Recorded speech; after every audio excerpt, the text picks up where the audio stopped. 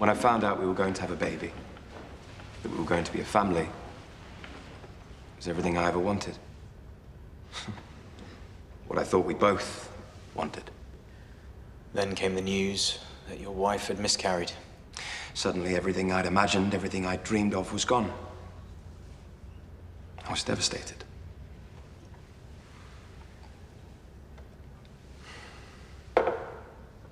As for Belle, I couldn't even begin to imagine how it must have felt for her. I don't know what I was thinking. All I know is that I was scared of him.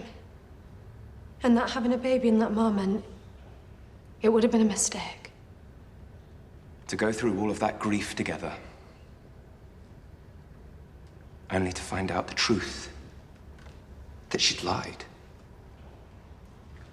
She'd aborted our baby.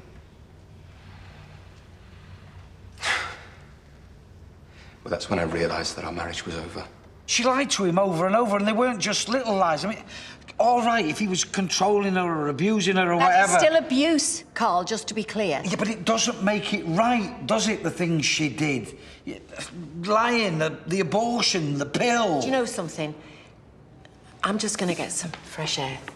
What, you don't have an opinion? My opinion is irrelevant. Nothing Belle did was criminal. No, it was borderline psychotic, and that fits the profile. She clearly wanted to hurt him. No, Carl. She clearly loved him.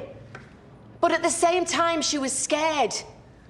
Scared of making him angry, scared of upsetting him. Scared that people would find out who the man she loved was really like. But most of all, she was scared of what he was capable of. Can you imagine what that's like?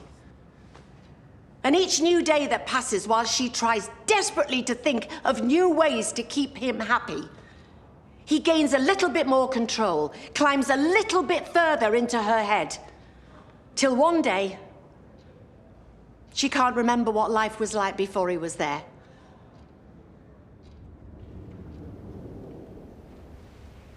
You talked a lot about family and children, Mr. King. Would you say that family is important to you? I had wanted one of my own, so yes, I would say so. You stayed with your uncle and his family after your relationship with Mrs. King ended. How was that? I was grateful to them for putting a roof over my head, if that's what you mean. I wonder, did you still feel the same way after you found out that your aunt had taken your young cousin to tell the police what he told her? How you hounded and terrorized him over the whereabouts of a tablet computer. The very same tablet you'd in fact told the police you'd lost. Because I had. Or perhaps more accurately, attempted to dispose of.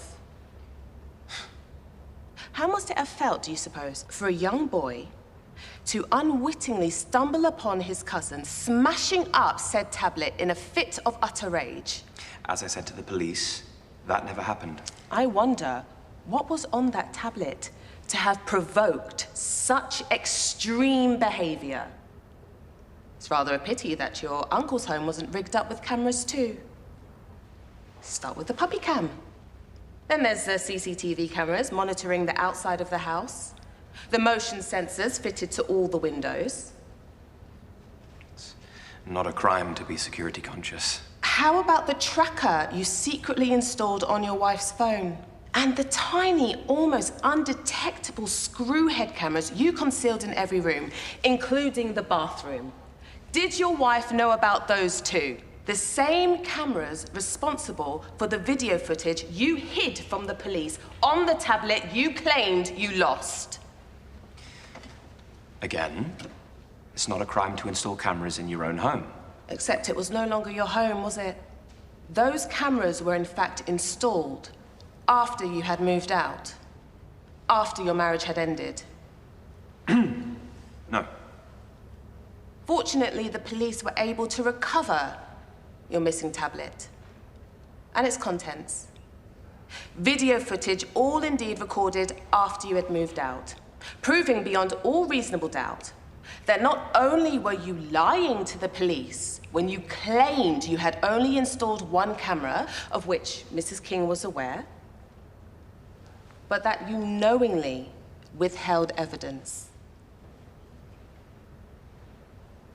Ladies and gentlemen of the jury, ask yourselves, are these the actions of a man whose only motivations were safety and security?